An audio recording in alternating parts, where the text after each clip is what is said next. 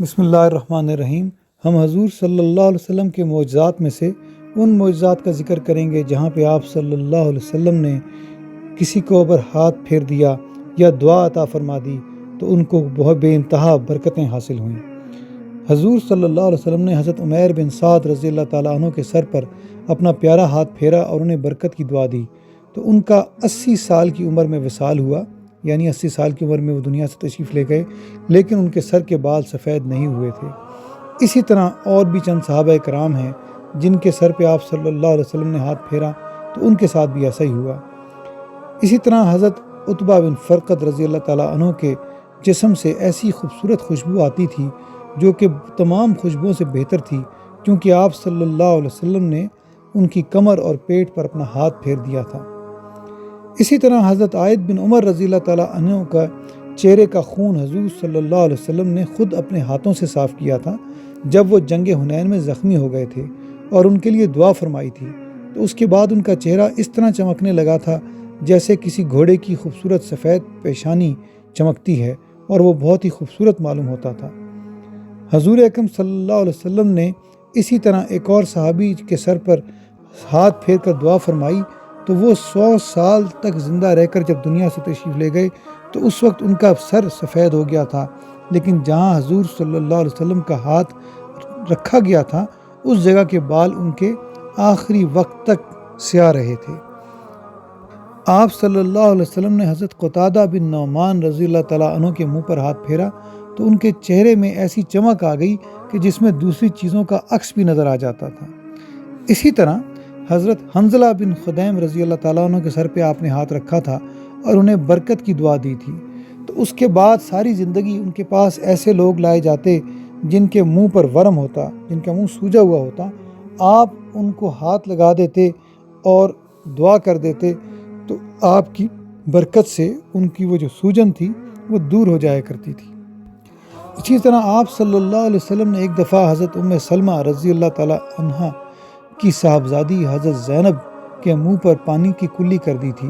اس کی برکت سے ان کے چہرے پر ایسی خوبصورتی آ گئی تھی کہ کوئی عورت بھی ان سے زیادہ حسین اور خوبصورت نظر نہیں آتی تھی۔ اسی طرح کے بہت سارے واقعات میں آپ صلی اللہ علیہ وسلم نے بہت سارے بچوں، بیماروں اور پاگلوں کے سر پر ہاتھ پھیرا تو وہ سارے ٹھیک ہو گئے۔ آپ صلی اللہ علیہ وسلم نے بہت سارے بیماروں کے اوپر جب ہاتھ پھیرا تو ان کی بیماری چلی گئی، اور آپ صلی اللہ علیہ وسلم نے اگر کسی کنویں میں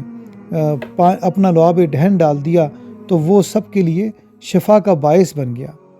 حضور صلی اللہ علیہ وسلم کے دربار میں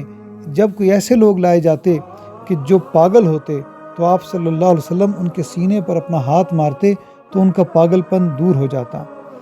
آپ صلی اللہ علیہ وسلم نے بہت سارے واقعات میں کنووں میں اپنا لعاب دہن ڈالا تو ان کنووں سے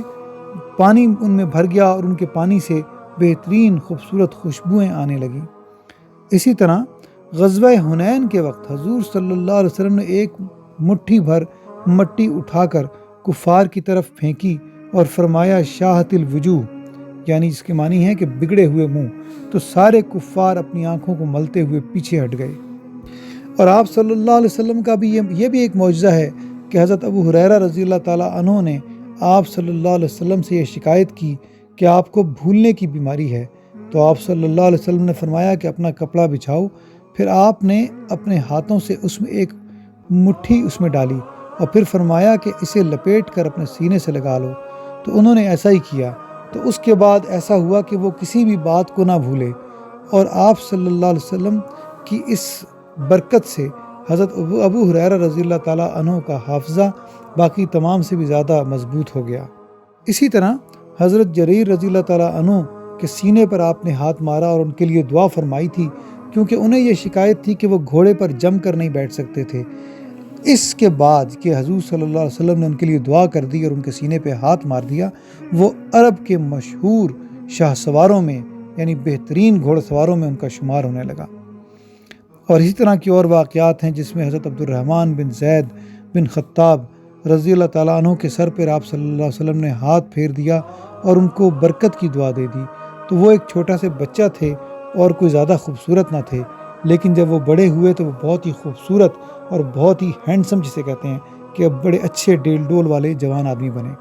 جز اللہ عنا سیدنا محمد ما ہوا آلہ صلی اللہ علیہ وسلم۔